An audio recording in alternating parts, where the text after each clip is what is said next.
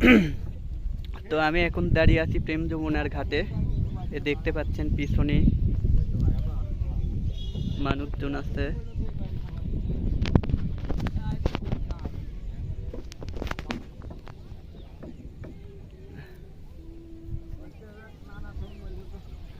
আমি নৌকার উপর দাঁড়িয়ে আছি।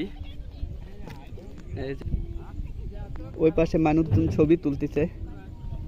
আকাশ অবশ্য মেঘলা একটু।